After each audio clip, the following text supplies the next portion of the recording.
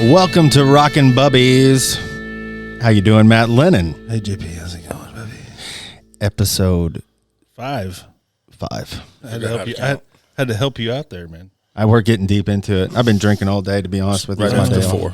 Oh shit! I took a pull at 12:30. Was that the pull to help you with your vasectomy, or was that just the pull to? I'm back, everybody. Oh shit! Vasectomy is done. I'm a little sore. I made it through. Man, it was sucked, but I'm okay. How many? Higher. How many pulls you have to do? They never gave me a pull date or a pull. I thought it was like 25. Well, or some normal shit is 20, but they want me back in 4 months to check my sperm. How long ago did you get that done? I got that done 2 weeks ago. I thought that you had to be like in a couple of weeks. You pulled a cup. You give it a tug a few times, and you go back and give a sample. 4 months. Shit, that's I know. pretty. Damn dried up by then. I know. I ain't dried up. Well, today we have a very close friend of mine, Doug Wagner. Been friends with this cat for a long time. One of my best friends. He is a man of many talents. Yes, indeed. We've had many good activities along the days. Ruben. Doug, you had a vasectomy, right? I did, and just to talk about Pez's here, I went and hiked 13 miles right after I got mine done. Shit! What So happened? he just got a man up. Tell me you weren't black and blue. I did rip a stitch, but I hiked all 13 Fuck, miles. he was crying for 3 days, holding a bag of peas on his Oh, nuts. hell, we went out and threw up a hammock, started a fire, and camped out down in Shawnee. I'm such a pussy. That's a fucking man right there, I'm a Pez. pussy, dude. I tripped on a rail car. Well, I tripped. I just laid on my knee, and I heard a pop and a pull, and I'm like, oh shit. That's probably your vagina. So I go, I look at my look at my stitch, and yeah, it looked like a little baby snake Yeah. bit me. That was your wiener. It wasn't the stitch. God, we're already X-rated. Yep. Right off the bat. I was thinking back today. First time I ever met you was at the reunion, the class reunion, and I met Matt at the same time. Both of you guys at the same time. And what was it? You guys? I didn't realize it was the same time. Yeah, you guys have a. What was that? You guys were so hammered.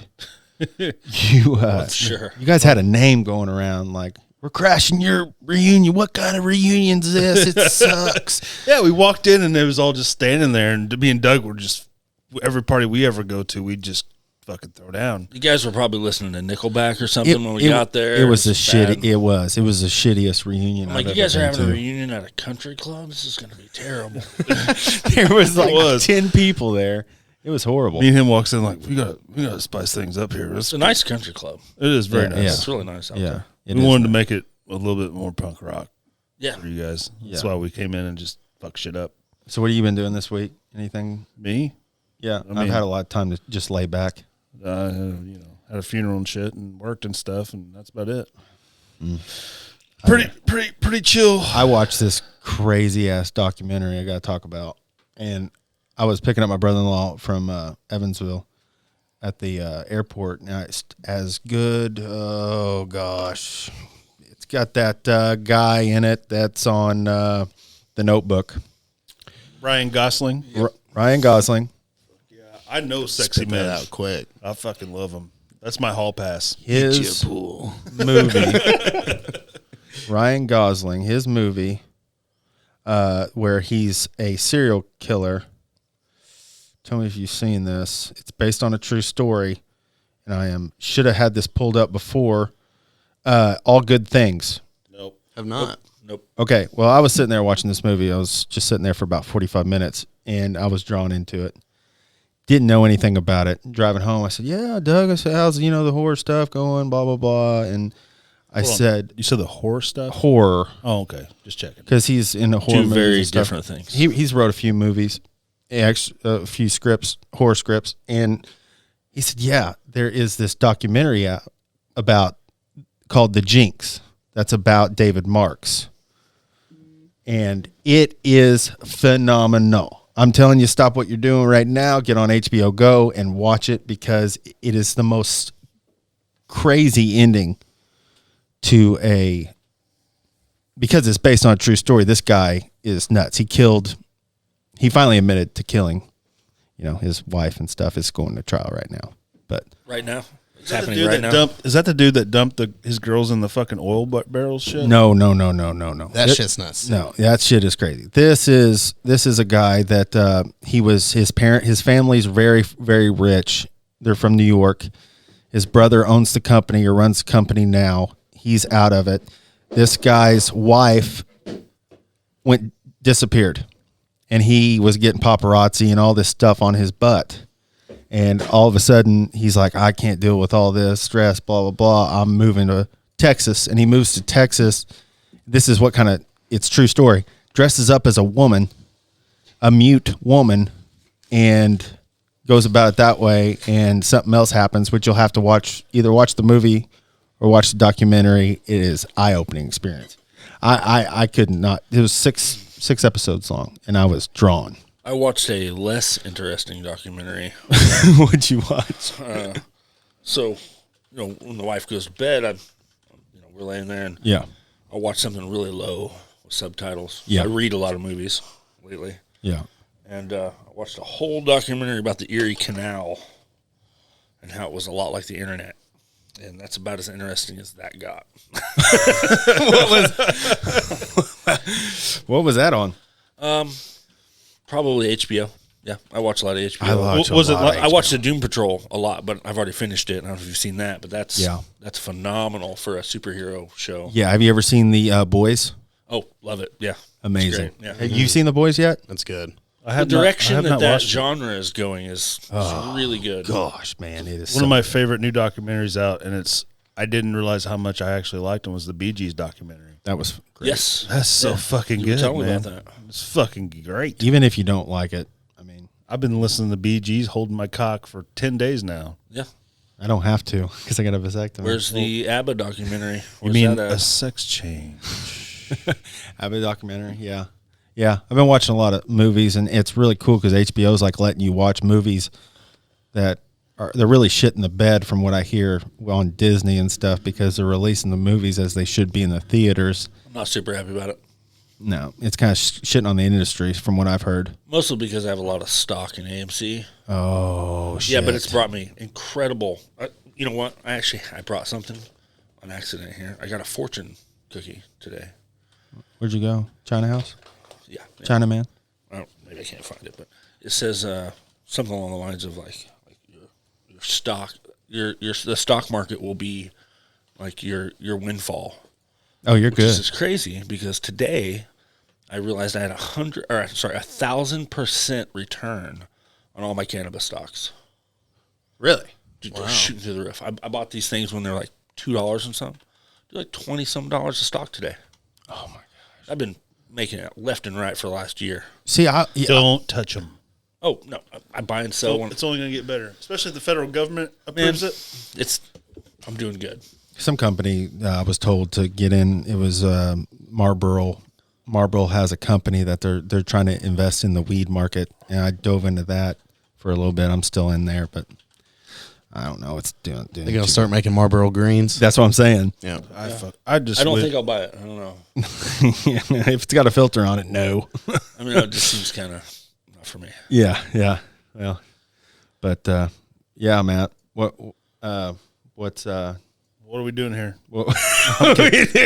One of the reasons why we brought Doug in, because Doug is one of the most interesting human beings I've ever met in my life. Yeah. Not only is one of my best friends, but he's one of the most interesting fellers I've ever met. And believe it or not, when me and Doug get hammered, Doug has like an alter ego. Not really an alter ego, but when he gets super drunk, he turns into Hunter S. Thompson. That might be a fact. There's been many times he's like, Matt Lynn, I don't think we're out of cold beer. We need to go. where'd you grow up at?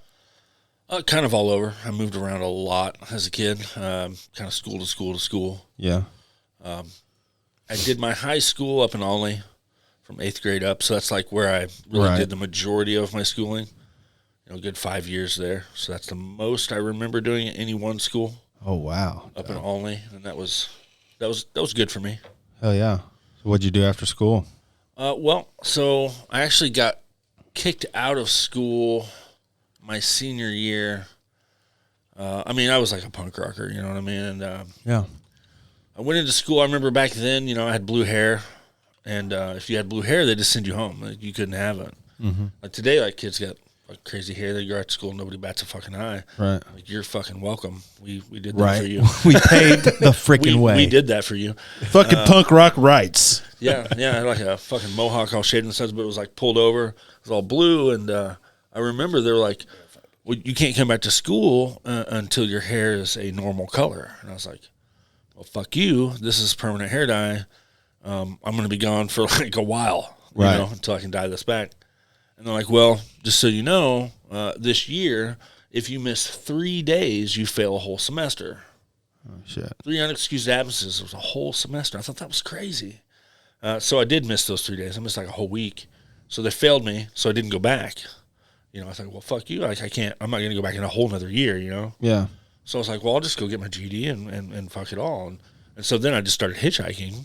I was like, well, fuck it. I'll come back because I couldn't take my GED for a whole year. So you just left and started hitchhiking? Well, I mean, not immediately, but shortly thereafter. Kind of like floated around for, 6-7 months, and then was like, yeah, I think it's time to get the hell out of the shit town, and just kind of made a couple attempts and then fucking went, Where did you hitchhike to? So the first time, I believe I went to a party, and it was about 3 a.m. It was just hammered, right? And I was like, all right, I already had my bag packed. I knew I was going to go. I was kind of like partying to like say goodbye without telling everybody I was leaving. Oh. And then kind of about 3 a.m., put on the bag, and it was way too heavy. At the time I didn't realize when I started out, like, you shouldn't carry a 110-pound bag. That's going to fuck up your back. But I did it anyway. I was stout kid. So I took off down the road to the highway and got to the highway. I was like, don't look back. Just keep going. Just keep going, Sweating out the booze a little bit, Yeah. So I started walking down the highway and just kept going. 7 miles had passed before I really even thought really hard about it. Did you have your hand out? Yeah, and there was nobody on the road out there on Highway 50 at 3 a.m. There was a couple cars. It was dark. You're walking by starlight. But I was a very determined kid. I did get a ride about, I would say, 8 miles. After I walked about 8 miles, I got a ride. And I don't know that anyone really knows Highway 50 a whole lot, but I got a ride probably a good 8-9 miles down the road. From there, I got a ride, and by this time it was morning already. Yeah. And I was beat fucking tired, having been hammered drunk the night before. Yeah. But I think I had about, maybe less than 50 cents in my pocket, like 30 some cents maybe. Shit. And maybe like 4 or 5 cigarettes. Got a ride from there all the way over to Centralia, and there's a place over there, a little gas station off the internet. And I took that change that I had, and I bought a can of, you ever seen those Beanie Weenies? Oh, yeah. Yeah. So I was like, man, I'm fucking starving. Right? I've been walking for fucking, I don't know, a long fucking time. Yeah. A lot of amazing people on the way. I hate to discount, them. Met a guy who he had like taken this van and he turned it into like his shaggin' wagon. He had, built it out with plywood with this weird octagonal looking bed in the back and subs underneath it. All these switches up top. It was wild. Met a guy who was going to mow a yard. Gave me a ride. That was cool. He was just a nice dude. But I got to Centralia there. I think it was Biggies or something like that. Bought this can of Beanie Weenies and pulled the lid off and realized I don't fucking have a spoon. I'm not really prepared for this. I don't know what I'm doing. Just kind of out here. So I folded the metal lid up, so scooping it out, and I'm like kind of eating it. And then I cut the corners of my lips on that metal lid, and I didn't even know it. Didn't even realize it. I just split them wide open, right? I was just so tired. I've been drinking, and blood is just coming down the sides of my chin there. And so I go back out on the road, and I can't get a ride for nothing. And at some point, I wiped the sweat off my face, and there's blood all over my hand. I'm like, oh, okay. Well, this explains a lot, And I don't know. I think I tried to basically wipe it off and get cleaned up. And then I eventually got a ride a little ways down the road from a guy who sells cars. He drives them up from Memphis. He goes down to Memphis. He picks up cars and then brings them back. So he gives me a ride all the way to fucking Memphis, which is just yeah. the best kind of ride you could get. I mean, you want the long ride. That's what you're looking for, Yeah. You don't want these like 3 mile fucking hikes, like little short jumps. Yeah. So I get to Memphis and he drops me off, and stayed the night in Memphis, which is where I was at least not a wonderful place to be, a real shit place to stay the night. And from there in the morning, I got up and got a ride from a guy who sold reptiles and had a pet baby fox, little white fox. And he's got this like weird little van. Yeah. It's just got a space in the center. And he's like, hey, you want to sleep, you can lay down in between all these reptile containers. And I'm like, yeah, I'm exhausted. I'll take you up on that. Right. So he pulls over, he sleeps in the front seat. I sleep back here. What I didn't realize is there's like all these poisonous snakes. There's like, I mean, we're talking like all kinds. I'm sleeping between death right now. You know what I mean? You had no idea when you fell asleep? Well, I knew there were reptiles. Like, this is what he told me, but I didn't. I mean, I was just like, King Cobra or something. Like, I mean, I'm talking like all kinds of poisonous shit. He had spiders too, like all kinds of stuff, Jesus. man. Were they all in cages, I assume? Yeah, they were like in little white plastic bins. I mean, it's not like they just slid out, but like, yeah, still, I didn't see locks on them. You know what I mean? It makes the Lord nervous. Oh, it made me real fucking nervous. When I woke up the next day, I was like, oh shit, like I might have almost died last night, Oh my god. So I wake up and we're not even in the place we were at the night before, and this guy's not even in the van. I'm like, I gotta fucking get the fuck out of here. You know what I mean? Yeah. I don't know what is going on. We're at a Waffle House. And I'm like, okay. The dude comes out. He brings me some food. He's like, hey, man, I figured you're going to need this. I'm headed the other way. Yeah. Here's some food. Good luck. So, he drops me off, down. I think we were somewhere in Louisiana, maybe just somewhere around Slidell, which is where I was actually born. I'm headed to New Orleans, this whole time. I'm just like heading south. I'm like, I got to go south. And the whole goal was like, I thought, like I never met my dad. So I thought, fuck, I'll just find this guy and be like, hey, surprise, I'm your fucking kid. What's up, man? Yeah. Like, what else am I going to do? Right. And so he drops me off, and I run into this dude. I see this guy. He has like a big bag like mine. He's got a dog, and so like, oh, fuck, that guy's hitchhiking too. Okay, I'm going to go check this dude out. And he's this big Scottish-looking motherfucker with a braided beard and it's like black lab. And so I meet up with him. I'm like, hey, what's going on? The guy's name was Tate. So he's headed into New Orleans too. I imagine everybody is headed that way. Right. And so we end up hitchhiking together. And he's just the funniest dude. He would he'd go up on the on-ramp and he'd pull his pant leg up and show a little leg and hitchhike. And it would just make people laugh. Like, he was just that kind of guy. He'd make people laugh and they'd pull over and give you a ride. Like, and his dog. Like, you have a dog, you can always get a ride. So what I learned, I did get to New Orleans, but what I learned was always have a dog. If you have a guitar or a dog, you can always get a ride. So you don't even you could have a guitar neck sticking out of your backpack. You wouldn't even need a real guitar. You would get a ride every time. Because people automatically want to help a musician. Just glue it to your backpack. Oh, you could. You could instantly. Were you ever worried about getting like cops? Were the cops bad about that? That particular trip, I don't believe I ran into any cops. I've had plenty of those encounters hitchhiking. I broke an ankle running from some cops. I don't even know why I ran. I guess I thought it was probably illegal to be hitchhiking. Right. I don't believe it is. I don't know. I think it's legal to go on like interstates and hitchhike. Yeah, I think on the interstate it probably is. Yeah. I was on an overpass and I hopped over and ran that time and actually caught my foot between two railroad ties. All the way around. God damn. Yeah, it went pop real loud, and I just crawled into the weeds, and they never found me. And then what? Well, that particular time, I laid there for a really long time. But you didn't get it back up. No, I didn't get up for, I'd say, good 20 minutes. There was a guy with me on that trip, and we got back together somehow, and I limped, I'd say, another mile. I tried to make it. And I just sat down on the side of the road, and I was like, well, somebody will either pick me up or I'm just going to die here. So at any point, did you like live off the land at all like that? Or were you just road to road to road, getting what you could get? I wouldn't say I lived off the land. I had a really unfortunate incident with a bottle of water I found on the side of the road one time. Yeah, so, what they don't tell you in school is that if you go hitchhiking, truckers piss into to bottles and throw them. Man.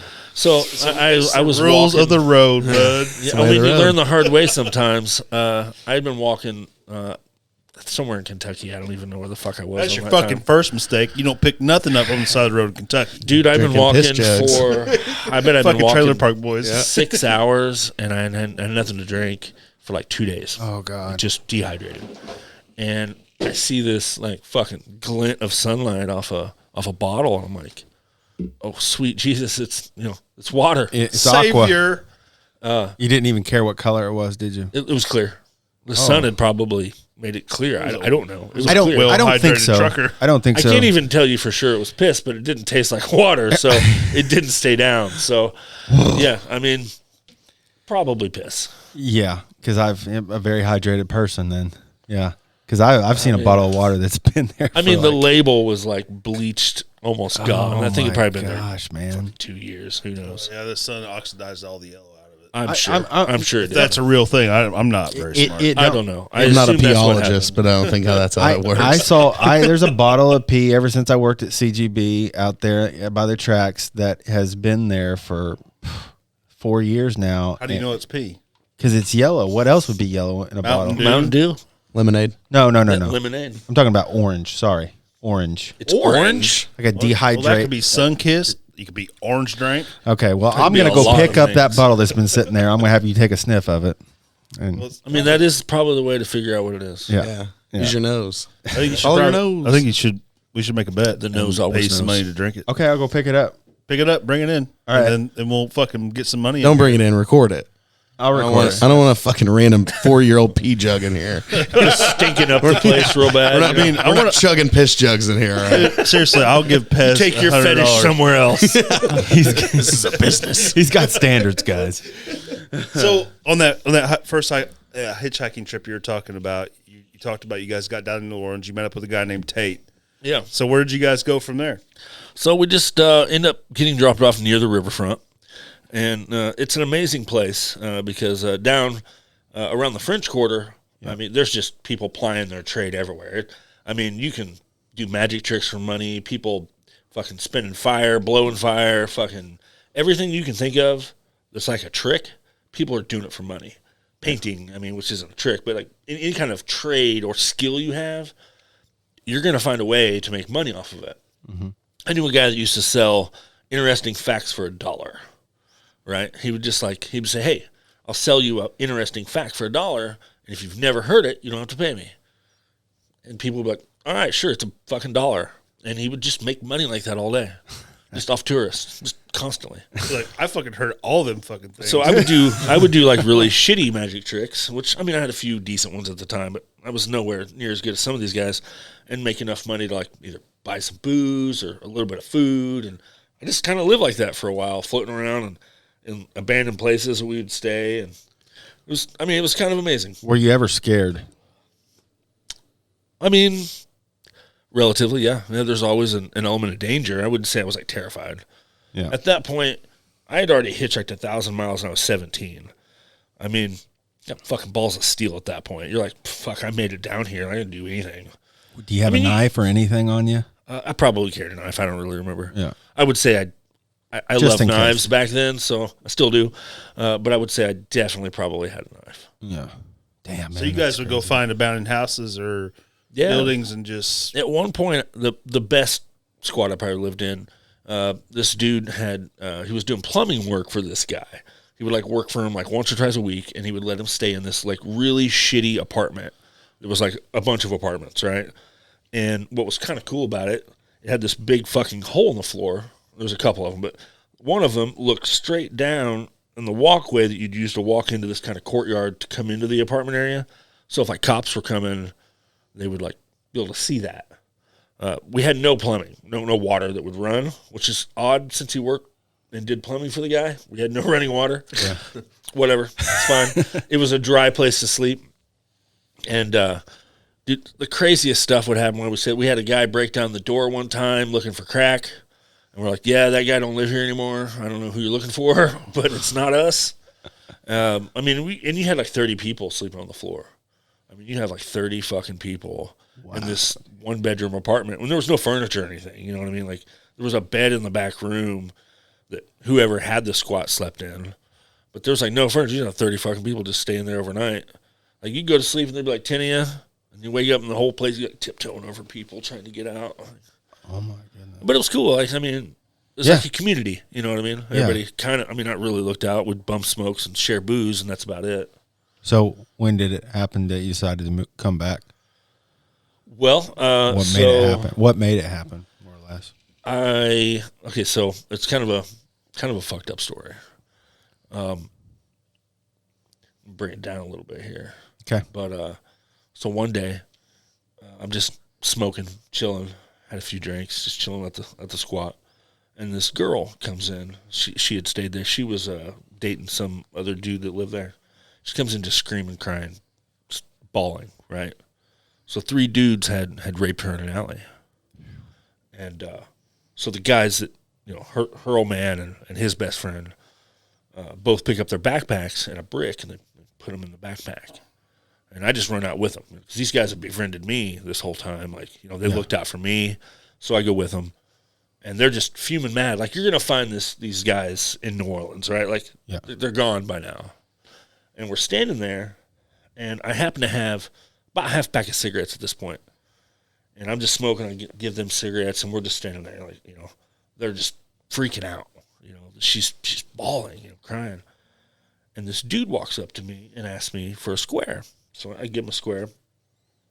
And she goes, "That's him. That's the guy." And the guy locks eyes with her and just takes off running. And it's like, out of anywhere this guy could have went, he came to the wrong fucking neighborhood. Like, you just raped this girl and then happened to walk past the one place that would get your ass caught. So we just took off after him, you know. Of course. Run this guy down, probably 5 blocks. It was a long run. I do remember my pants were split up the sides, and they were like tearing while I was running. We were holding the front of the pants so I could run after this dude. And so the guys I was with, one of them chucks his backpack, hits this guy in the back of the head, knocks him down. And they just start swinging their backpacks, smashing this guy's skull in. Just, I mean, smashing it in. There's an indention in this guy's head. I mean, if you've never seen a human head just kind of collapsed, it's something, let me tell you. There's blood everywhere. I mean, there's like a pool of blood probably 4.5 foot around, and they're just stomping the shit out of them.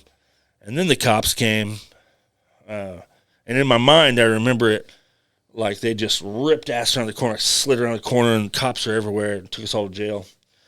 And I spent a good portion of time locked up with a bunch of murderers down in New Orleans, up on the 7th floor, HOD, which is a place you don't really want to be. There ain't nothing good up there. There's a lot of dudes getting raped. I mean, every day. There's a lot of good people up there, too, that I met. Put that out. But, so eventually, the charges get dropped. Turns out the dude they never did catch the other guys. That dude was wanted on 3 rape charges already. Holy shit. Yeah. So they ended up dropping all the charges after a long time of sitting. I did get bonded out. I don't even know how it happened. Right before they dropped the charges. And so then I was like, well, you know, maybe it's time to go back to Illinois.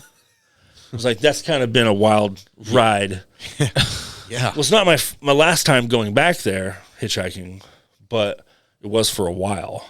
I would say. Yeah, man, it was pretty nuts. I've spent some time in New Orleans down by the Amtrak station. Yeah.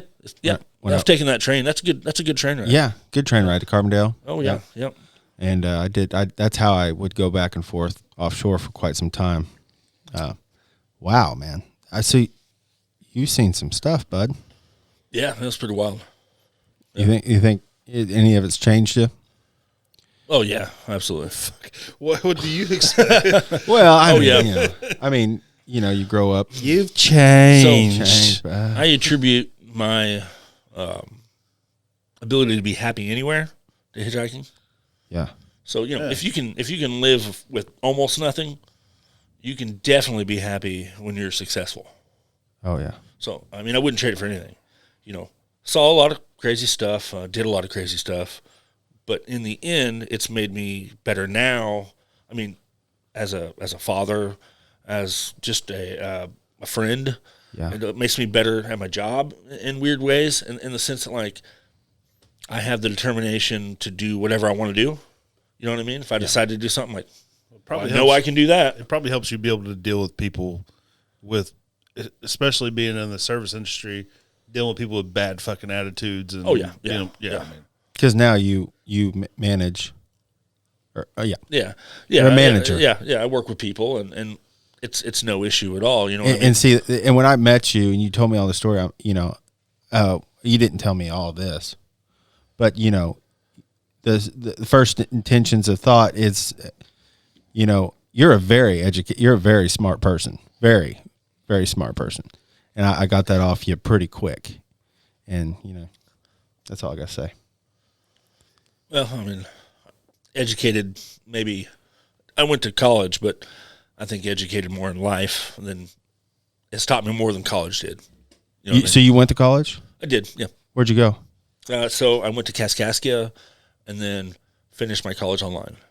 Awesome. I didn't go to college. I mean, here I'm sitting with a lot of debt. I don't know if it was worth it. I went to truck driving school at SIC. Does that count? I think it's Technically. education. I mean, it was. there's nothing wrong with trade schools. I think people ought to realize that. I did that. I went to trade school. I went to C school in Bayou La Battery and Alabama. And there was, I saw Forrest Gump's, what's that boat over there? What's that? Oh, it's fucking Jenny 1, bud. Bubba Gump shrimp boat and boat. I saw the boat go, Jenny. the original Jenny boat. Yes. And I saw the house, which the house is on a bayou. Right in front of it's a bayou. It looks like they're walking down a lane, and it's actually right on a bayou. It's pretty cool. I got pictures of that. And I remember I went there for 3 weeks to be an able seaman. Don't joke. Now you're not able seaman. That's true. Especially after that vasectomy. And there was this guy. Man, this guy was just drunk all the time. There's a little pub next door. And we would go I was so focused on it, and I was so focused and determined because there's so much material I had to learn in these 3 weeks. At the last day, I had to test the next day, so I was like, I'm going to go out. Well, we all get drunk, and this guy, he was a grungy looking dude.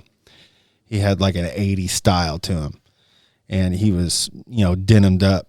Well, wake up the next morning to go to class, and he had shit all over the walls and all inside the place. And that's when they're like, where you guys been? What have you guys been doing? I'm like, what? And it wasn't just me and this guy. Don't get me wrong. There's about 15 of us, but guy had a wild night. He had a problem. So I don't know where that guy is now. Like shit in the walls wiped it on the walls? Or just shit on Oh, it? yeah, sprayed all the way up. No, I mean, I need more details. he had it on his hands.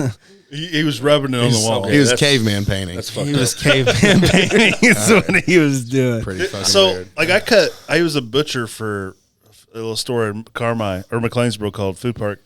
And it would be like every fucking once a week, somebody would come in and it just looked like they just been over and blasted the whole back of the wall and everywhere else, Yeah. I started realizing as I get older and the more Busch lattes I drink, Oh my God. How possible that how is? possible that is. Yeah. Because I had a close call today. Yeah. I You'll was get trying there, to- Skylar. After you turn 30, Oh, it's I like, shit bad right now. Yeah, so. dude, I was kicking off my boots, and as I was taking off my pants, it was oh my just God. like, oh. man. Going Boy. back to that, when you were a butcher over there, I seem to recall I got hitting you a up pig one time. head. 2 pig heads, as a matter of fact. What'd you do with those? Well, a friend of mine Mikey asked Hyman. me, he's like, hey, do you think you could find a pig's head? And I was like, yes, I think I can do that. Yeah. I was like, I also have ideas. Let's see what we can do. So I contacted Matt, and I'm like, hey, man, I need some pig heads. Yeah. And he's like, all right, I got you. So we got, fucking ordered them. yeah, he ordered them. I got the pig heads, which was weird picking them up. We picked them up, put them in the vehicle, and it was about a week before April Fool's. So you can see where this is going.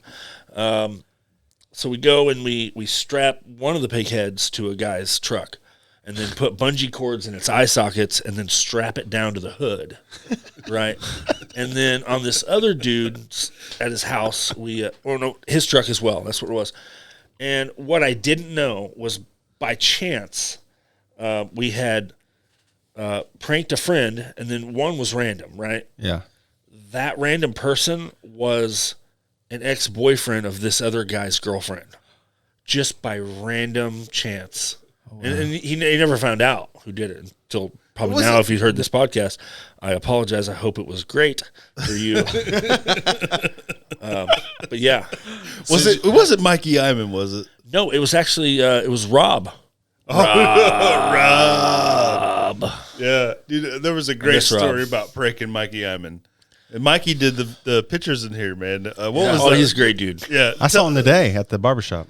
Mike was the dude you put the pig on his car? No. No. They did. No. I thought it was, but there's a different prank Mike really well one time, though. Oh, really? Let's hear that one. Yeah. Okay, so I worked at a tattoo shop a long time ago over in Mount Vernon, Indiana. Big Al's, right? Big J's. Big J's. And I got to tell you, looking back, not the greatest place to work, but I worked there, and it was about the cleanest shop it could be when Chris and I worked there.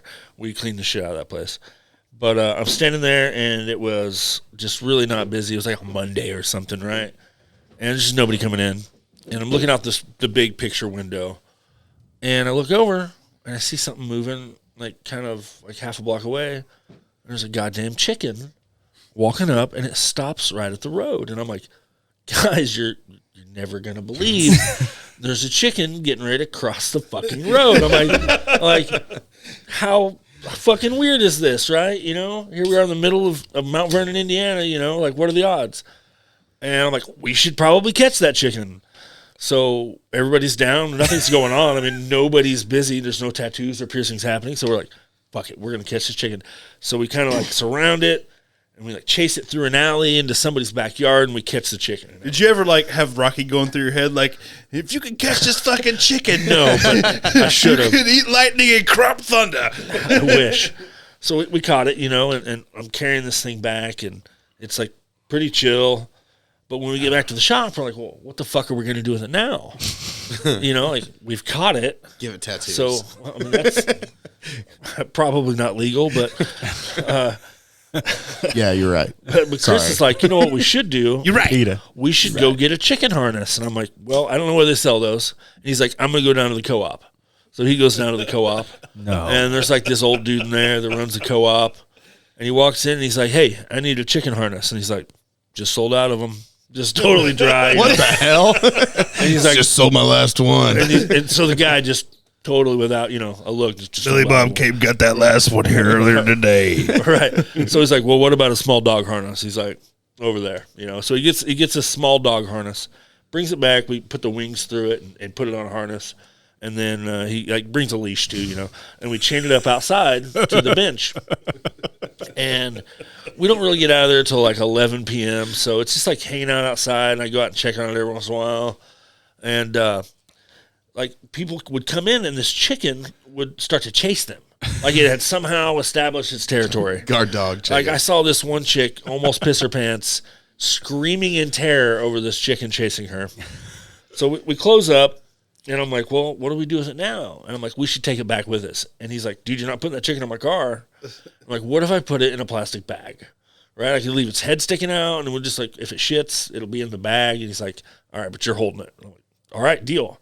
So we get in his little Eclipse, and we fucking shoot home to Illinois, to Carmi. And when we get to Carmi, by then we've decided, I'm like, hey, you know what? Mikey Iman leaves his bedroom window unlocked because he smokes in his apartment, and he has to blow it out the window so no one knows he smokes. Sorry, Mikey. And I'm like, I bet that fucker's unlocked. So, you know, we pull up at the end of the drive. I'm like ninjas sneaking up with this chicken. And like raise the window, set the chicken in, and his bed is right there, you know. So I set it on his bed and then lower the window, and then we leave. Oh my God. Get the hell out of here. So you know, at the time I didn't realize Mikey's at work. He worked at the radio station at the time, you know. And so we always went to the gym after work every single night. So we go to the gym, and we're working out, and I hear a buzzing, and we look over and the phone's just blowing up. And he's like, no, I'm not answering that. I was like, you think it's Mikey? He's like, oh, I know it is.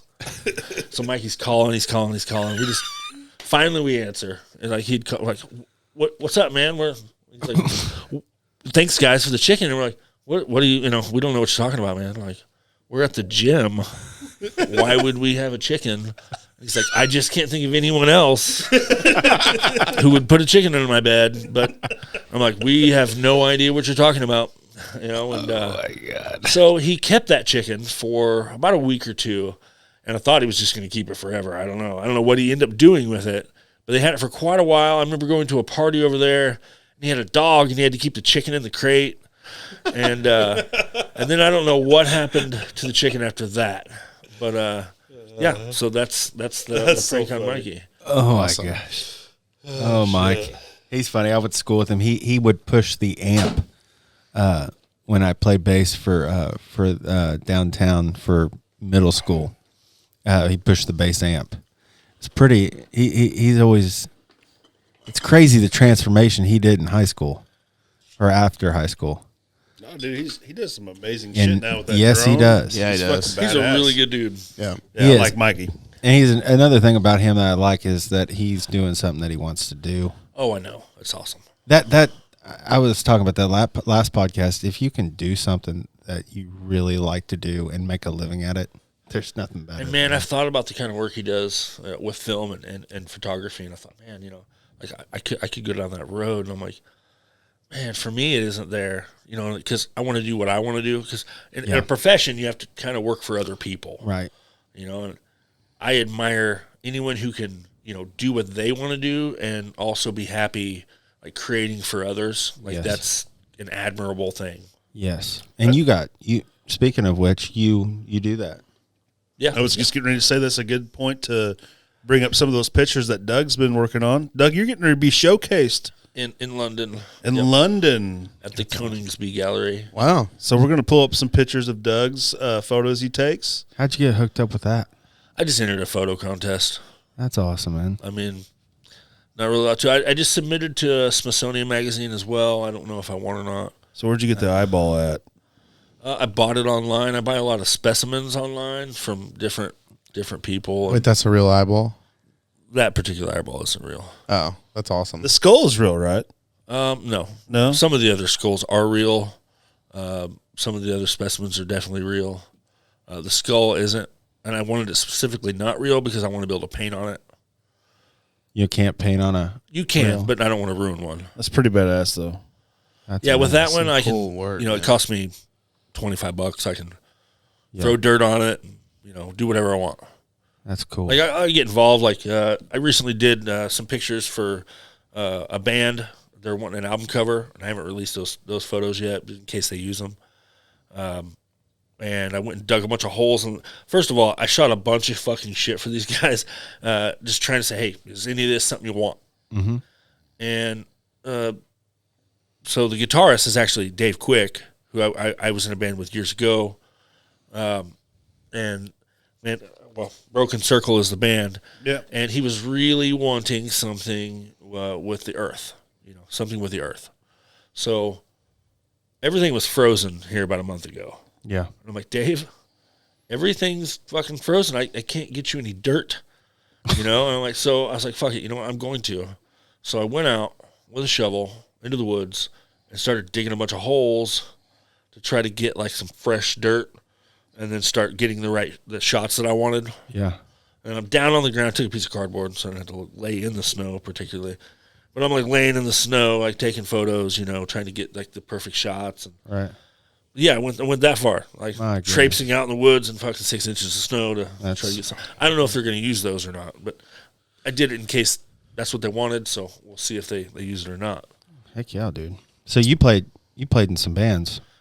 Yeah. I played with Groove Tank Dynasty for about 8 years. I think 7, 8 years, something like that. Almost a decade. When did you start playing music? How old were you? So probably, 15, 16. All my friends got instruments, and I couldn't afford them. And I wanted to play the drums, so I took a bunch of drum lessons. I took a few drum lessons because my mom's husband, or ex-husband actually, was a drummer. Her ex-husband's brother was a drummer, and I knew him, still good friends, took some lessons from him. And that was very, very good for me. Now I can still do a 4/4 beat at almost any rhythm. So I could be a punk drummer, I guess. Or play for AC/DC. Yeah, that's a good point. But eventually, a friend of mine who had bought a bass just didn't really have any interest in it, so he sold it to me for $20 with an amp. It was an old K, and I just started playing the shit out of it. And I would carry it around town and just play it. And it was a really not very nice bass. It was warped by the time I got it, and the action on it was terrible. I mean, you're talking the strings were way off the frets, and I didn't know how to take care of a instrument at all. Right. And I remember I was in an IGA in Olney, Illinois, and there was a movie section there at the time. And there was like a really nice looking girl there. And like I thought, I was single, I thought, man, I might chat her up. So I start to walk over to say, hey, how are you, or something. And a machine head just fell off the bass I was holding onto the ground and like went across the ground. I was like, all right, let's not do that. The guitar I have is literally falling apart. It's a sign from Lemmy. Right? He's like, don't even bother. That was the first time I met Doug. We really didn't even. I don't really remember talking a whole lot, but I was like 18, 19, and my metal band, Chain Driven, played a show with Chuggernaut, which you were the bass player for at Olney at the Teen Center. And I remember it was like the worst night of my life playing music. Olney, I hated it so much. Yeah. It's like we swore never to go back to Olney ever again. Well, I mean, I haven't been back. That place was called Cece's Crab Shack. Was that what I can't remember. Man. Hey, man, I mean, props to... it was fun once we got there, but the ride dudes there that were terrible. letting bands play there, because, like, no band like ours should have ever got to play there. But they did. They would, like, it was like not even a teen center, really, man. It was like maybe pre-teen center, Yeah. But they would have, like, it was a cool bands stage. play. It was a cool stage. It was big. I mean, at the time, there was really not a place for bands to play around there. It used to be Houchin's Garage over in Olney. It was like the fucking place to be in Olney. It was like where all the punks went and all the, in my opinion, the greatest people that were there. Mm-hmm. And then when that died out, it kind of left a void. And there was a few people that had shows. I eventually had a lot of shows at my place. And then when that died out, somebody else would pick it up. And then we ended up getting to Cece's Crab Shack, which is better than nothing. It was better than nothing. It wasn't a bad place. It was. Yeah. I think it was more or less that we had to drive so far back and we were so fucking hammered. I mean, a lot of people played there. A lot of people showed up, which was great. It wasn't a bad show at all. We'd have little shows here in town. My first show was with you guys. Where at? So it was actually here in Carmine. At the fucking Farm Bureau building? No. Down on Possum Road. Oh, that was at Michael Blankenship's house. Yeah, so that was the first riot. show I ever played in my life. Dude, I saw a really drunk girl flip a table while she was dancing on it and crack her skull. Dude, right as I walked in the door, and I was like, it's going to be a good night. Dude, me and Jones, I swear to God, the next time we went to practice, I pulled my guitar out of the case. I still got the same guitar at home, and there was blood speckled all over it. You remember that shit? Motherfuckers were throwing down. It was a great show. On Possum? Yeah, dude. It was right just before the bridge on the left. There's not even a house there now. Yeah, it was Michael Blankenship's house, and he moved all of his furniture out of the living room. And we set up, and there was probably like 50, 60 people packed in there. Yeah. We played out back. And we played inside. Yep. Yeah, because it was going to be outside, and then we finished, and it started to rain right after we packed our stuff up, and it started to rain. So there was like one couch God, I remember there was one couch on the back wall, and Joe couldn't make it. Joe had actually like punched a wall, and he broke his hand. So we played without a bass player that night, and we played just straight death metal. And I remember like having to turn my back to the motherfuckers to block my amp because they were running into us. And they were just like circle moshing, like in this living room. And I remember Skylar's Alley. I remember our fucking singer, Chris Stroll, love you, brother, like stood behind the drum set and sang because like there were several times that people got thrown into the drums. And Steve would get up, get the fuck off my drums, and start hitting them with a stick. And I remember waking up and we go to practice like a couple days later. And I pulled my, because we're recovering and shit, and I just didn't, we were just playing all the time at that point. So my guitar only came out of its case when we were playing gigs or practicing. And I pulled my guitar out, and I'm looking at it, and there's fucking blood smeared on it and speckled all over it. I'm like, Jones. He goes, dude, mine too. What year was this? Oh, man, I was like 18, 19 years old. Okay, so Hopefully you didn't clean it off. It's been a minute. I left it for a while. Oh, yeah, 'cause that's hardcore. You have to. You have to leave that. We actually, like 2 months later got kicked out of Cesar, like banned from Cesar. Nice. We were playing at the Cesar Opera House, and we just did our set, and we're out back loading our shit back up, and Chris was like the only one of age, and to be drinking. Obviously. Stroll. Yeah, and we're out there loading up, and all of a sudden these cops come from all sides, and like adjoined to the Opera House was a restaurant, like a really nice restaurant, and that's where the bathrooms, like you could leave the Opera House and use the same bathrooms. And I remember the cops showed up, and like they were asking who was the last band to play, and I was like, well, it was us, whatever, we're throwing shit in the back of Chris's truck, and he goes, whoever your fans are tore all the bathrooms up. They knocked the sinks off the wall. They broke the fucking toilets. Fucking and metal. I'm just like, Thank you, sir. rock and roll right We'll there. take that as a compliment. I remember looking at like Joe and Stephen Jones. I'm like, man, we're fucking underage and we're hammered. And Chris is like talking to him. He's like, don't ever fucking come back to Carmi. They asked for all of our IDs. They took them and they wrote down our names and shit. You ever fucking come back to Carmi, you motherfuckers are going to jail. we fucking loaded our shit up and hightailed out of fucking Cesar. Who else played there from Carmi? There was nobody in Cesar that played from Carmi. Oh well, I'm talking. Never mind. It was a band called Talking about at that show on Possum. no, it was just us two. Rather- Yeah, it was just us. Yep. Oh, cool. And then some of us got together afterwards and did a bunch of covers, but I mean, it's just our two bands. We can't. Which is a cannot talk. weird thing. Where was who booked that? Dude, I believe Chris, because Chris was dating Melissa. Okay, that would make sense because Yeah. he was there and he did a bunch of fucking covers. Sang and played some covers afterwards with someone's guitar. Well, I was Melissa's brother. Yeah. So like that's how Yeah. we got kind of hooked up with, because Okay. I think we had played at the Punk House at one time. Now, And that I was a think- wild time. yeah. That's what I was. We'll get to that on the next segment. Let's take Take a a break? short break. Yeah, take a short We're break. sitting We'll about be an hour. back. All right, we're back. Rockin' Bubbies. So where we left off was we was talking about the Punk House. Yep. And Doug, I have enjoyed many adventures at the Punk House, and the Punk House has made the newspaper a couple times. Not for the best things. But No. So Chris owned the Punk House, right? Yes. Chris, we gonna give Chris and Melissa. Chris and Melissa Adams. Chris Adams. He actually owns his own tattoo shop up in Lafayette right Lafayette, Evil Genius Tattoo Club. now. Yep. And Doug actually was featured in a tattoo magazine, right? Yeah, The one on several magazines for a tattoo that he did. It's a full sleeve. Yep. 13 and a half hours he did it. We won, I think, first place up in Oregon, and that was an Evergreen Tattoo. Man, it was an amazing time. He did a 13 phenomenal job. 13 and a half Straight? hours. 2 days back to back. We did part of it, and then the second day we got into the pit a little bit, and that was real sore. But he did a phenomenal job. Yeah. I remember when he first started, he gave Jones a tattoo, I believe, and he gave several people tattoos, and he was just starting it like back. This is probably 16 years ago, Yeah. 18, 17. I mean, I don't fucking know, man. We See- partied. So he gave me his first tattoo to get a job at a shop. So he started the way he started. He went and was going to work at a shop, and they're like, "Well, what can you do? Can you find someone to show us what you can do?"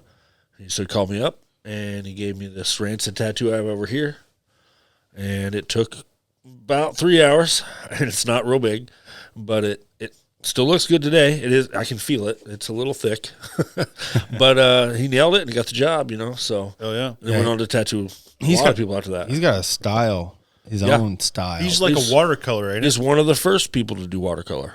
Yep. yeah. Yeah, just amazing at his craft. Can you show the one on your arm? Yeah, absolutely.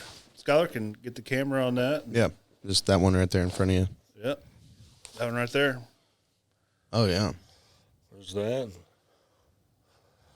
Yeah, man. You can those tell are you. slick. Yeah, That's great. Go and check it out. It's so badass. And I remember meeting you guys, and you actually just sold the van not too long ago, right? Yes. What was the bride? The Bride of Adam. Yeah. Yep. It was used for the Bride of Adam, the band. Yeah. Not a band I was in. Well, I guess technically I played bass a very short period of time. Yeah. For them, it was Burgess was the bass player. A lot of crazy things happened in that band. Oh my God, a lot of things. Jesus, we went so many concerts, so many shows that they played. Yeah. I remember having lawn chairs because it was just a work van. You know what I mean? It's just a hollowed out shell of a van. It's got 2 bucket seats, and you're smelling exhaust the entire time you're in it. You're practically going to die while you're there. It's the best kind. Yeah, but you got those little wings on the side to provide a little air, you know? And we'd have lawn chairs and crates set up and just pile people into it and go to shows. I think one time we went 2 or 3 different states picking up people to head to a show in St. Louis. Then we got there slightly late, got in free, and saw Flogging Molly. That was a great time. That's great, man. So one of the funnest times I ever had at the Punk House is when we had Matt Jones and Denny Blackwell on our last podcast, but me and Matt were in a band called Final Reckoning, and it was probably the last band I was in with Scoob before he passed, but it was a metal band, and we played a Halloween show at the Punk House. Oh, yeah. And the Punk House was basically Chris's house, but several people lived there. What street was it on? You remember? 3rd Street. 3rd Street. Yep, Oh, 613 3rd Street. You talk about the fucking craziest parties. It was such a good time. But I remember we played a bunch of Misfits covers for Halloween, like obviously Halloween and Brain Eaters, and what was the other one? It was all Danzig shit. It was Halloween. I remember Halloween, and then Brain Eaters, and what was the fucking other one? But we did all that stuff, man. It was one of the funnest shows we ever played. But all the memories I have from the Punk House and all the crazy shit that went on, I know you guys pranked Burgess quite a bit. We did, which is really, really funny shit. So, two things here. So one, that show, We Are 138 was a band that played that night. They did Misfits covers as like an alter ego. Yeah. It was a bunch of dudes from Evansville. Yeah, I remember that. Super cool Exempt people. came too. Yes. Oh God, there's so many great bands that played there.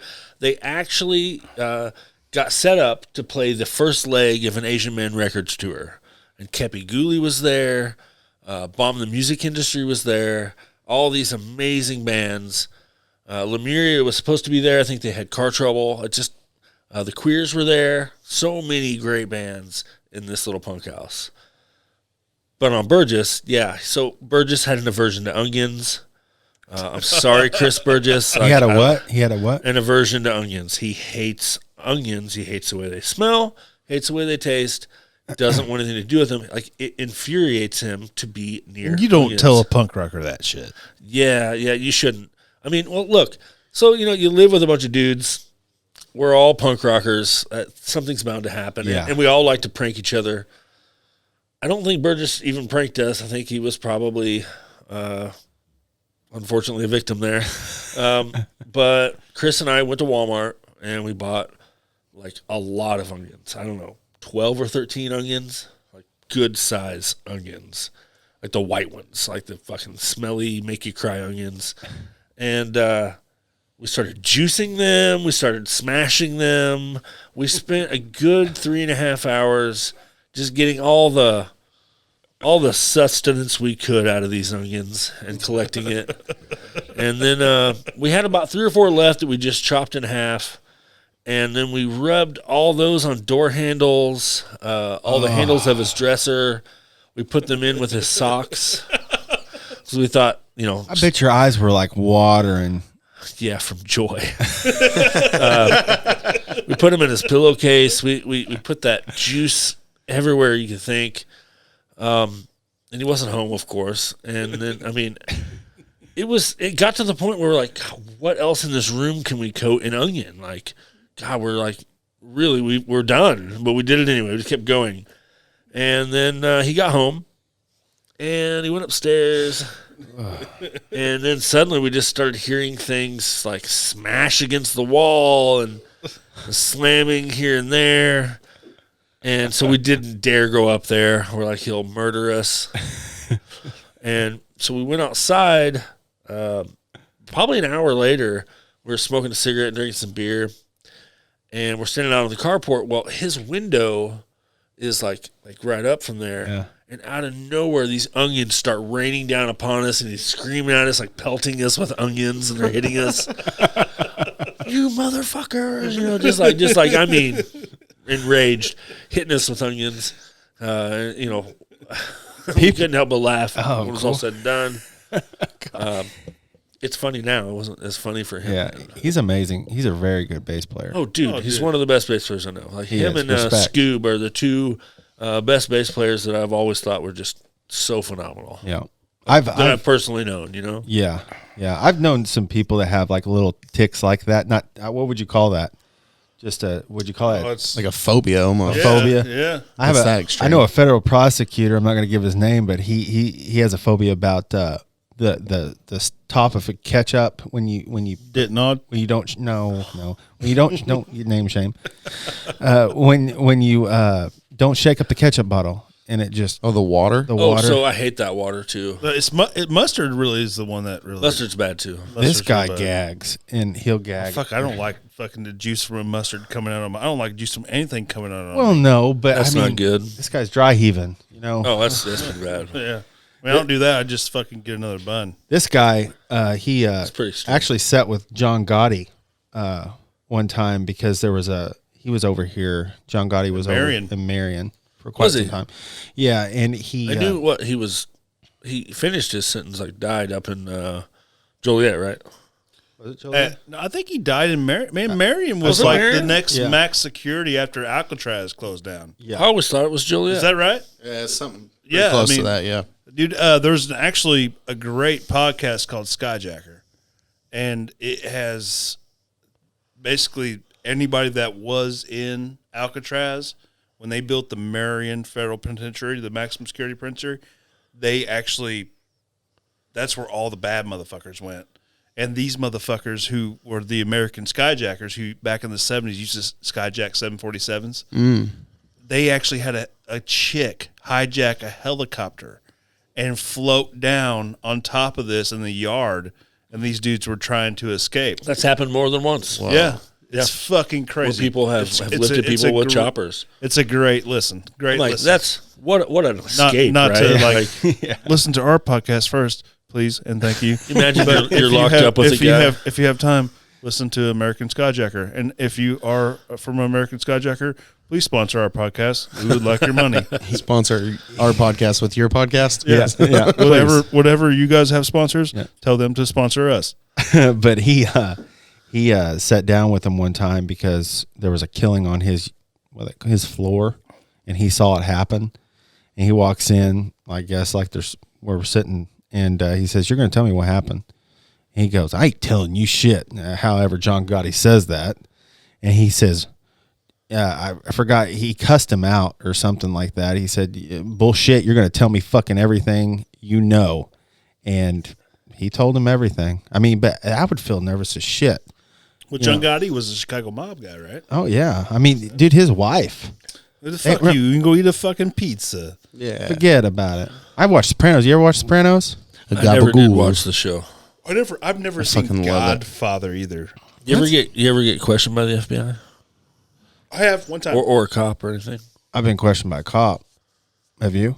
Yeah. So I won't get into the details here, but I knew you had a story. I did get questioned by the police and the FBI one time about an incident that happened, and yeah, they are intimidating at times. They'll try to They got tell you little ways, don't they? They'll try to tell you they got everything going on. Thankfully, I had nothing going on, but they thought I did, and it didn't. I mean, they are an intimidating fellows, especially bet. the cops. Not so much. The FBI was. They just tell you they're the FBI, and you're like, oh shit, Yeah. that's really serious business now. This is the important stuff. Yeah. I finished Sopranos probably like a couple months ago, and I was highly pissed off at the ending, as most people were. I never really watched it, man. I've never seen it. It's fucking Never seen awesome. I had to watch I it. need to watch No, I it. never watched Breaking Bad either. I knew that would be a thing. You're off the fucking podcast, Doug. Man, I wanted to watch it. Walter but White is pissed. I work coming like for you next, bitch. Dude, I work 56 hours a week. My wife watched the whole season, the first season. She's like, you should start watching this. And I'm like, well, okay. You've already watched the first season. And then by the time that I could have even watched it, she'd seen all of it. Well, it's that good. Like, the Yeah. first couple episodes is really fucking slow. I mean, you have to watch at least to like the third or fourth episode till it really gets into it. Because it's super slow, but once you fucking get into it, It's just like it's anything. fucking. I don't know, It's the best TV series I've ever seen in my gotta life. do I don't know, yourself a man. favor. I knew so many people in that drug trade back when I was younger. I mean, I that grew up it in just Hamilton never County, had an bud. appeal to me. Yeah, but I mean, I literally kind of worked within that trade for like a little while, and I worked on the enforcement end, like kicking people's doors in for a short while there and collecting money for people. And it just never really appealed to me to watch a show about it. I was like, you should- I'm done with that life a long time ago. I don't know why I would see watch a that. show about it. As your attorney, I advise you to watch that show. I mean, Well, it might not be. It might Buy not some be shirts. legit. There might be a couple things. I mean, who? there was Blue a dude. crystal Check this meth. out. Check this out. So there was this lady, and she cooked meth, and I knew her through a friend, and she got in trouble. Well, this dude had basically turned her. She was like, he was snitching on her, like it was an informant for the police, and they found out, right? Well, at the time, he tried to steal a bunch of their drugs, and they're like, "We're onto you. We know that you took these drugs." And so he takes off running, and they're on the second floor of this like really beautiful apartment building. Like it was this, at one time, it was this beautiful house, 3-story house. And they had divided it into apartments over in Alness by the tracks. And this dude takes off running, and there's a balcony. He dives off the fucking balcony to get away. Okay. That's how scared this guy is because of who these people are. Right. Her dude, who's like her enforcement guy, dives right off the fucking balcony after him. Like, you're done, dude.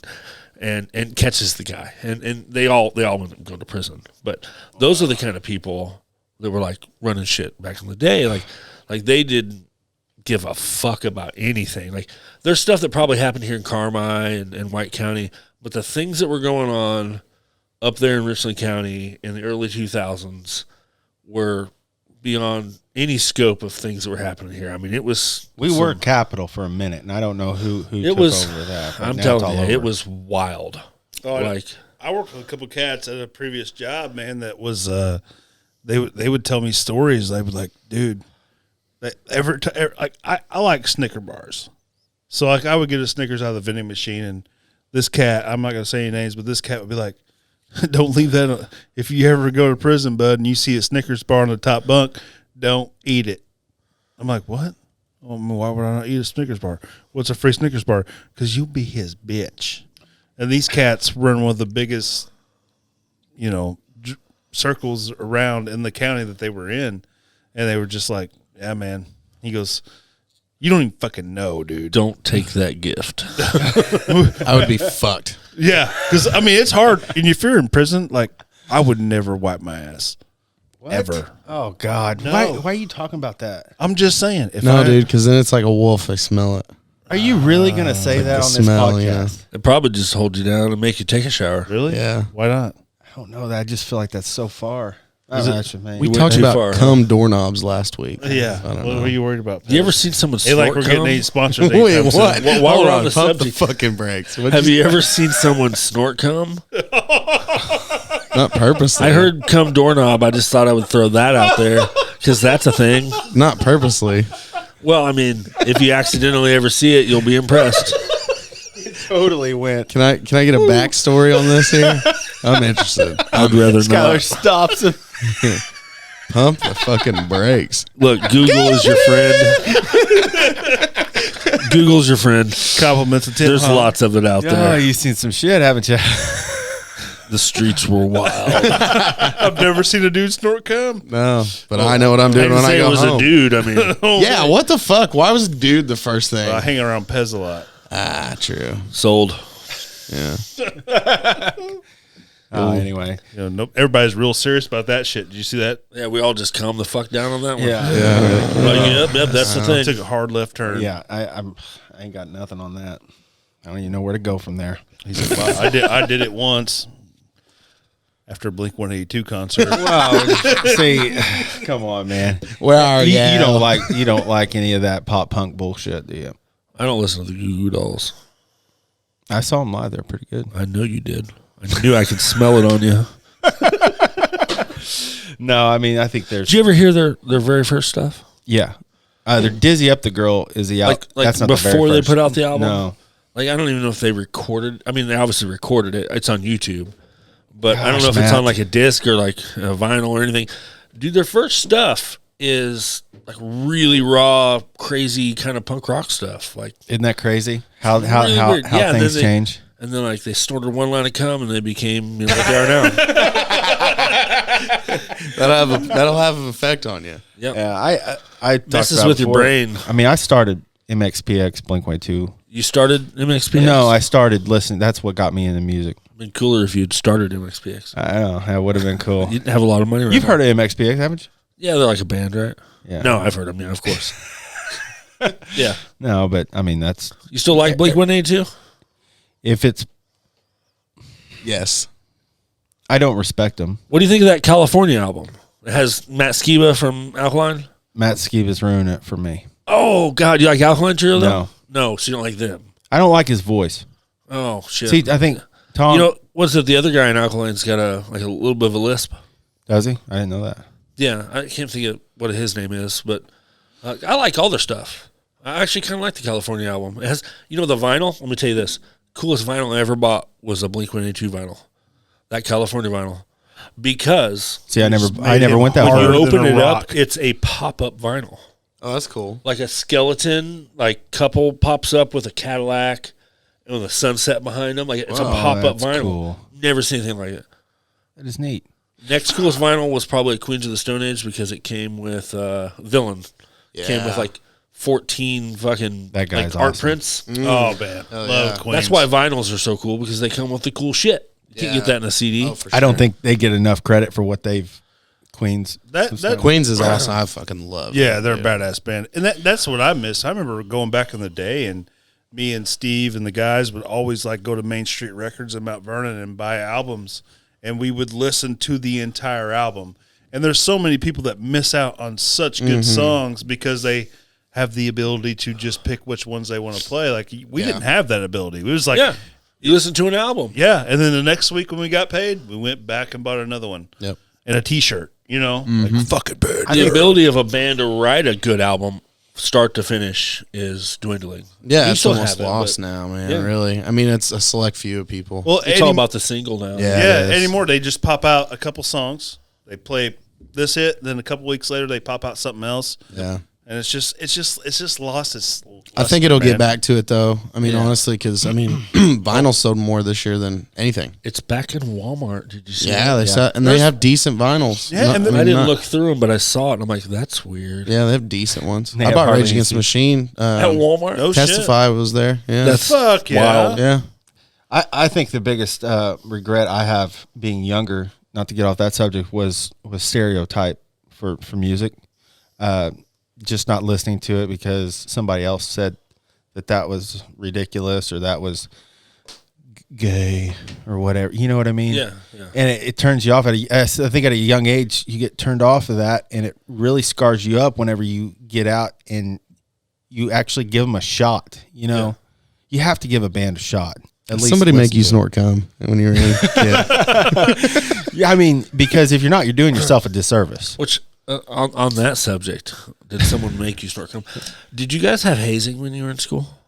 No. In high school, you didn't have any? No. Man, we had lots of hazing when I was in high school.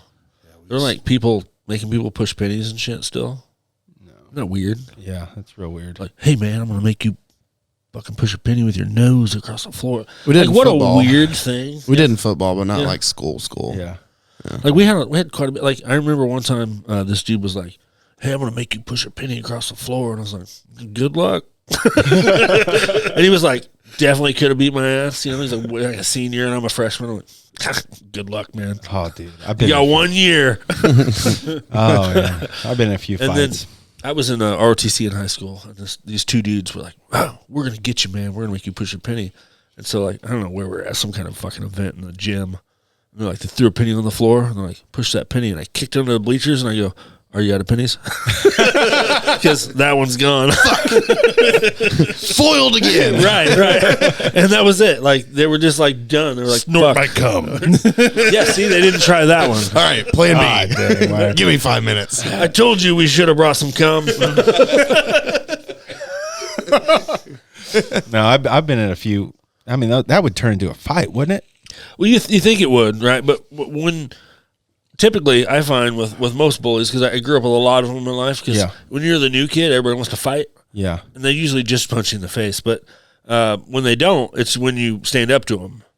So like a lot of those guys, they'll push you around or something, but when you're like, "Yeah, no, fuck you," they're like, "Oh shit, that didn't go how I thought it was going to go," and then they don't know what to do.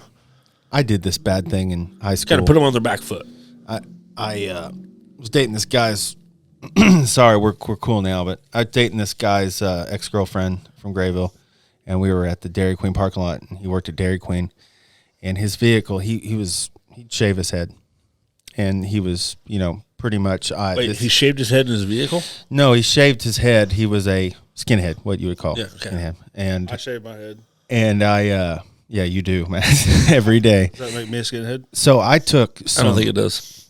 So I was just being shitty, and I took some white shoe polish, and it was around Halloween time, and I put on his back of his vehicle, I put "I love black people, I heart black people," and KKK sucks, all this crap.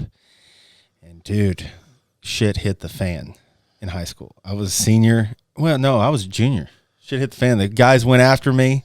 I had my buddy, a friend of mine was with me, and I got punched at the stoplight over there at by the, what is it, by your place, Matt, by the What year was this? hotel, the hospital. So, yeah. And anyway, shit, it drug on. This guy Yeah. said, "Hey, and the guy that was with me said, "Hey, you guys stay the frick away. It's between him and him." And I did instigate it. Okay, I did. I admit that. I was bad. Fuck that guy, man. I turned it on, but I put he was pissed, man. So World War III. What? So when I was about 15, my good friend Chris had moved down here to Carmine, and I came down to visit, and we both skateboarded, and he wore like Jinkos and stuff, and I don't think I had the money for Jinkos, to be honest. But we were uptown skating. You know where that little park is there, kind of diagonal from the courthouse? Yeah. Yeah, the little park that's there now. I think it was a park then, but I think it looked a little different. We were skating down Main Street, and these dudes were just talking a bunch of shit riding by in their yeehaw trucks, and we yelled back, and then these two dudes come out of one of those little alley areas, and they're talking shit to us. And this is the first time I've been to Carmine. Right? One of the first times I've been. And the dude, he's about my age, about 15 or 16 years old. He's got a shirt off, and he's got a big swastika right here. Oh, here in on his town? chest. Here in Carmine? Yeah, first time I'd ever been here. And immediately, I was like, no, I'm not having that. And so I picked up my skateboard and was just going to bash this dude across his skull with my skateboard. He takes off running. So we chase them. They end up getting away, right? No big deal. We go back to skating. Then suddenly, probably like 40 minutes later, tops, a fucking truckload of dudes pulls up. Okay. Then a carload of dudes pulls up. There's about, 15 dudes that get out of both these vehicles total. Shit. And I'm like, all right, well, this is about to be really shitty. And I think Thomas Poole was with us. Do you remember? You know him? Tom Poole, yeah. Thomas So Poole, he was sitting on a park bench. He had nothing to do with any of this, right? Like, yeah. he was like an innocent bystander with me and Chris. And they start getting in people's faces and like spitting on people, and they're just getting crazy. And eventually they said something like, "Get the fuck out of here" or something. And I just stomped my skateboard, flew up my hand, and I just take off running. I'm like, I can't beat all these people, so I just ran, and everybody ran, right? Yeah. I think Thomas just took off walking, and nobody chased him at all. Like, nobody chased him because like he didn't run. They're like dogs, you know what I mean? So did they run after you? Oh, yeah, they ran after me, and I want to say Chris, too. I don't know what he did. I have no idea. So I ran. I ended up, let's see, somewhere over by that, like, abandoned building by the tracks up on, like, First Street or something. There's, like, that long building by the tracks. yeah. There's a house near there that I, like, ran through that backyard. I mean, I ran a ways, right, and they were after me. And I ended up hiding behind this, like, ornamental well, you know, a little well with a bucket. Hid behind it and, like, lost them. And then ended up getting called for a ride. Yeah, like, all these dudes were, like, going to lynch the shit out of us, dude.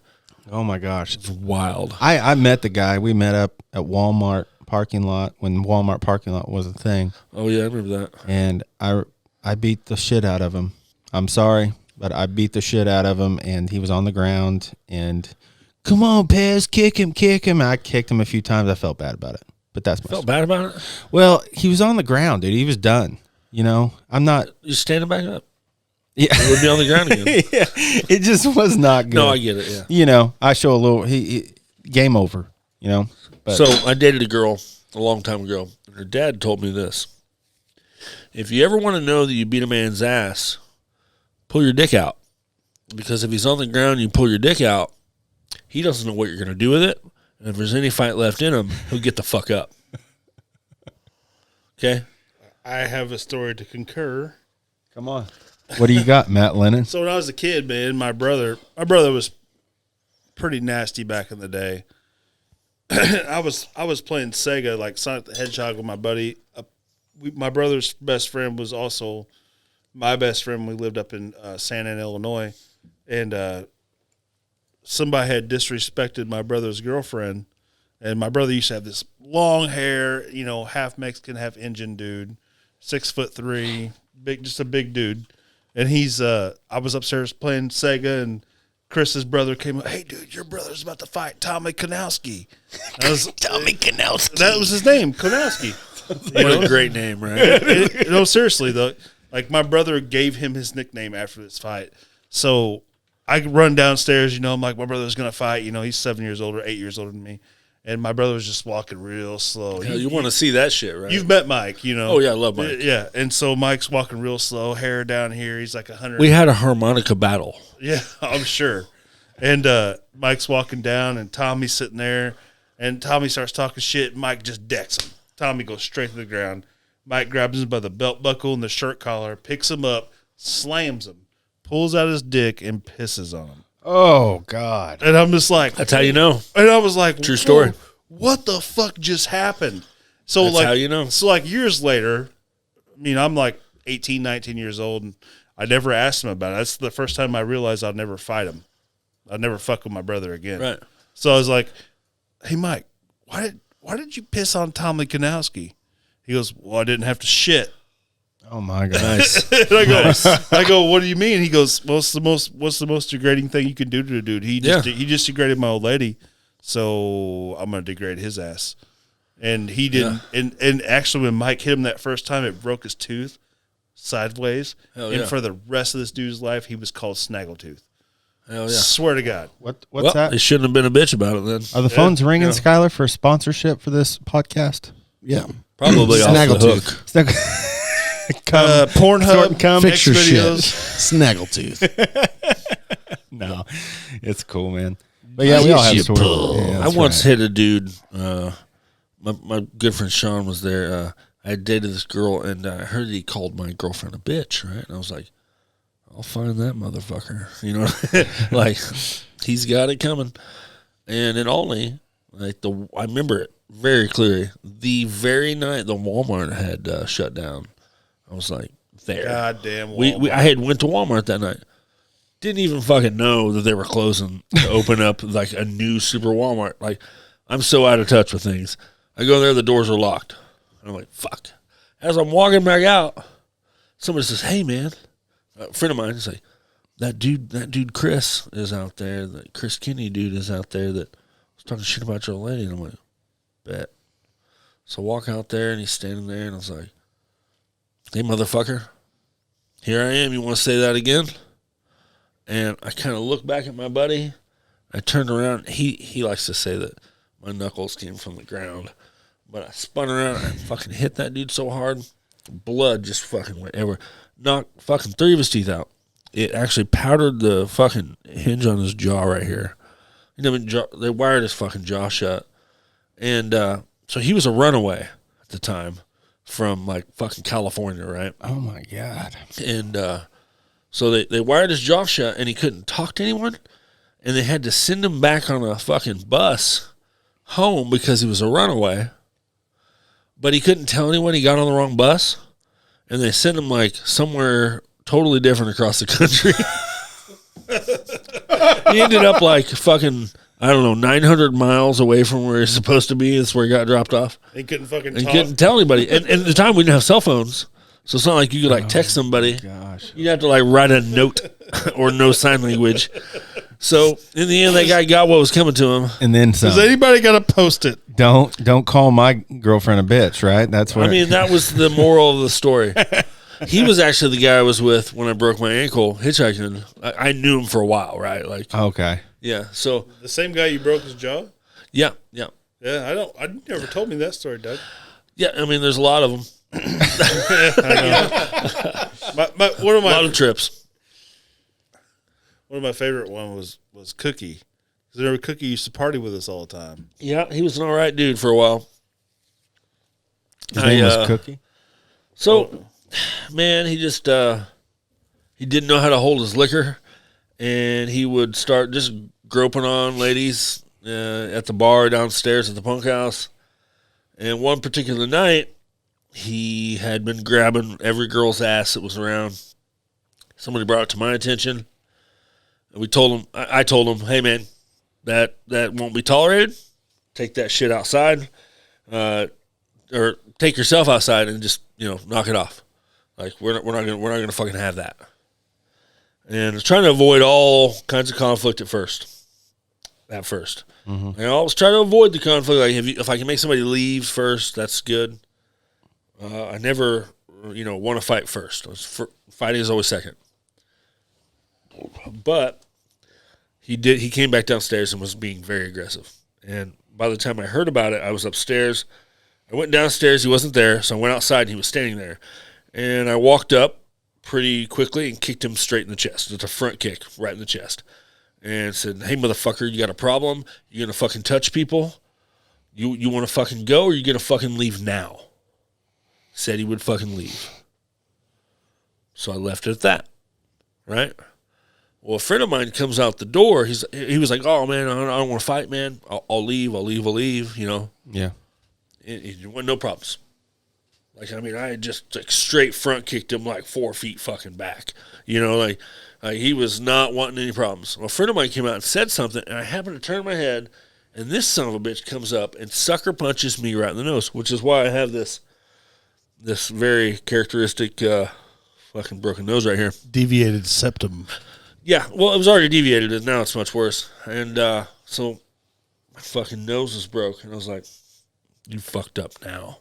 Of course. I know that's what I said. I looked at him, I said, "You fucked up now." That's what you said. Yeah, so I speared him with my shoulder to the ground. Speared him. Oh, Just like fucking threw myself through the air and launched him into the side of the WCW house. style. I mean, something like that. Yes. Right off his feet. And he got me in a headlock. And we sit there for a little minute.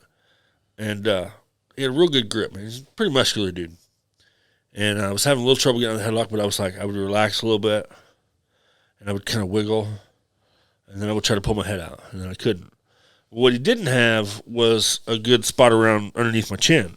I already had my chin down. So, Yeah. like coming from like a grappling background, he wasn't choking me, but I had a little trouble, getting away. So I was just biding my time. And I said, "Hey, Cookie, you know what I'm going to do with you? I'm going to carve you up into little pieces. I'm going to feed you to your family when I'm done." And he said, "Fuck you, man. Fuck you." I said, "No, I mean it. Here in a minute, I'm about to get out of here. I've got a knife in my pocket," which I did not have a knife in my pocket at all. No such knife. I said, "First, I'm going to cut off your fingers. I'm going to feed them to your children." And I kept saying these things to him. These terrible things. Spooking Dude, him. oh, dude, he was freaked the fuck out. And then finally, when I knew he was really freaked out, I just took my shoulder and smacked him in the chin with it and pulled my head out, and I just started blasting him. Because I'm on my knees. He's perfectly level. I'm just, bah, bah, bah, bah, bah, bah, bah, bah. And I stood up, jumping around, blood going everywhere, because my nose is just pouring blood. And he just took off running. His eye was like fucking bulging out. The dude was like, messed up. I seen it. And so I took off after him at first. And I bet I chased him maybe 30 feet. And I was like, nah. A marathon is not in my night tonight. Was that before you met your wife? No. I think it was after my wife. So she saw it too? I don't know if she saw it or not. That's Okay. cool. I was there that You met night. your wife there too, Matt, right? No. Nope, didn't meet her there. Oh, sorry. I thought you did at the punk house. But yeah, fuck, that was that. No, I met her there. I but did- We didn't start. We I didn't did meet. put the word out about that dude, though. I was like, we didn't get to finish this. Let him know if I ever see him again, it's going to be a problem. Dude, I seen him after, like a day or two after that. His fucking eyeball looked like Bernie Mac. That motherfucker was like bulging out, man. Just fucking A weird like, thing happened about 4 months later. I mean, it was like 4 months. It had gotten cold. It was like winter. And I'm asleep. I got this job I got to be at like 5 a.m. Mm-hmm. And at the time, I walked to work. I didn't have a car. I would walk to work in the cold, and I had to walk for like 45 minutes to get to work. And so I'm asleep, and it's like fucking midnight, and there's just like banging on my door. So I grab a fucking screwdriver, which is on my counter for some reason. I don't know why. I just remember it was there. I grabbed it, and it's like a Phillips head screwdriver. I'm like, I don't know who's at my door, but they're like beating on it real hard in the middle of the night. And so I answer the door, and it's my buddy Chris, and he's like, I was like, "Oh, dude, I about stabbed you in the face." And he's like, "Hey, I got something out here for you." I'm like, "Dude, it's really late." I'm like, "I can be at work in the morning." He's like, "No, I've got something I think you're going to like." I'm like, "Let me put on some shoes, man. Hold on." You know, he wouldn't be here for nothing. Right. I go outside, and it's Cookie on his knees. It's out there on his knees, out there in the grass. And I'm like, "Okay, all right. What's up?" So I walk out there, and this dude's like, "Hey, so I heard you've been looking for me, and you got people looking for me, and I just wanted to say that I am really sorry for what happened." I was like, I've heard Matt's told. I was like, "All right, man. All right, we're good. We're good." And like he just kept staying on his knees, and I was like, Whatever happened to his so I put my hand on his head. I was like, "You're good. Like you're good, man. Like you can go." Like, I wanted an apology. I need to sleep. Dude was sure that like I had like motherfuckers coming to get him. And that wasn't true. No, I mean, if I saw him, I might have done something. I had like a few friends of mine that would have told me where he was at. You know what I mean? But I didn't have like people actively looking for this dude. You know what I mean? How's his eye?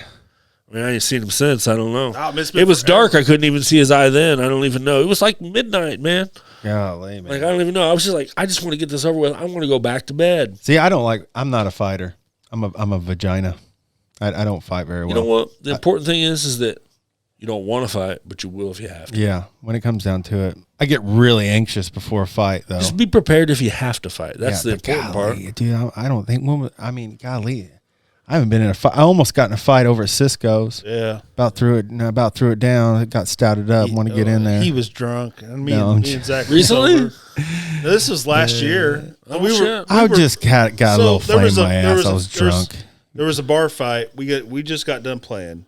I've told this story on a previous podcast. Yeah, and I But got he riled up. was over there, and me and Zach was sober, and we were tearing down, and like the Outlaws were there. They always come to most of our shows. Love those guys. and we seen a dude fly across the room. They're like, just Right. like, oh shit, come in. And like we're still just tearing down, letting them do their thing, and we're just kind of watching, see if we see any action. Yeah. And Pez is over there like, I'm gonna get me some of man. this. I'm gonna jump in the middle of this, boys. Well, the thing Here is, it they were comes. tearing down. They were being good, and I was being bad. I had a little bit too much to drink because my family was there, and they left early. And I went outside, and it got pretty nasty outside too. I'm like, oh man, I don't know why. It I was ended drunk. with me and Zach making him get in the back of the truck, and the state cops showed up. Yeah. Everybody was already gone. And Yeah. they talked to us for a minute. I was like, man, we just got to grab a few guitars, throw them in the trailer, and we're out. I get riled up every once in a while, but I don't like to fight. I get too anxious. I grew up around a lot of bikers. As a kid, I didn't even know it, right? But I would go down and I would wash this dude's bike in his truck. Like a Hell's Angel kind of dude. And as I got older, I just ended up in these spots where I just kind of knew dudes that were with people like the Hell's Angels or affiliated with them. Right. And just kind of ended up in that kind of group, and then I ended up doing, I would say, work for some of those kind of people when I was in my late teens. And I don't know, they're good people, but they were never wanting to fight either. But they were always the kind of people that were like, hey man, we don't want to fight, but if we have to, we're ready. That's the thing I've always taken with me. Yeah. Don't start a fight. No. Don't go looking for a fight. But if it comes to you, just Bring it on. end it. Yeah. End it Yeah. in that moment. So where did you come up with the name Ruben von Hammerstein? Where? No, so back in the punk house days, everybody had an alter ego, for music, and could never decide what mine would be. You know what I mean? I was called Doug Ruby back in the day. Well, I already had the name Ruby, so I already had that from hitchhiking a long time ago. I had these red plaid pants when I was in New Orleans, and they would call me Ruby for their bright red pants, like they're plaid. Yeah. So I had that, right, and I just couldn't find something to connect with that. Yeah. So everyone in Carmine at the time, because I wasn't from here, would always call me Rube or Ruby or Ruben, Yeah. anything like that. And then I just was like, well, what would be a great, addition to that? I was like, Hammerstein sounds great, right? Just one day I just thought of it. Yeah. And, that was 2005, 2006. And I thought, I do a lot of writing. I take a lot of photography. And I thought, well, Hammerstein is much more interesting than my real name as far as a singular name I could attach to something to sell it. Yeah. Under a massive umbrella. It just makes sense to have one name to sell all your artwork under. Right. And so that's why I chose that name. Yeah, because for the longest time I only knew you by that. Well, I mean, I didn't really choose the Ruby or Ruben thing at all. It just kind of happened to me. Yeah. And That's how they always happen, though. You don't get to choose. yeah, you Somebody don't get picks to them pick for your you. name. Yeah. That's awesome. I mean, I wouldn't have picked Ruby probably as an old black lady's name as my first name. But that's what that's what I think of, like a sweet old black lady. Miss Ruby. That's what comes to my mind, you know what I mean? That's what comes to my mind. So I probably wouldn't have picked that as my first name, but that's just what I got. So I'm cool with it. Hell yeah. Well, Doug, Ruben, Ruby, Von Hammerstein. It's been great, man. Yeah, absolutely. We'll have to have you on another time. Yeah, man. Yeah. So Probably have more shit to talk about. I know you got a lot more stories in there. Yeah. But, yeah, we'll get together maybe sometime in the next 4 months or so. Who else we got coming on? Oh, we got a couple people we can talk to. Just depends on what you want to do, man. Yeah, I think we're gonna get Jason Smith on. I think we're gonna try to get him on next time and do it that way. All right. Yeah. Well, we're rocking Bubbies. Stay tuned for the next episode.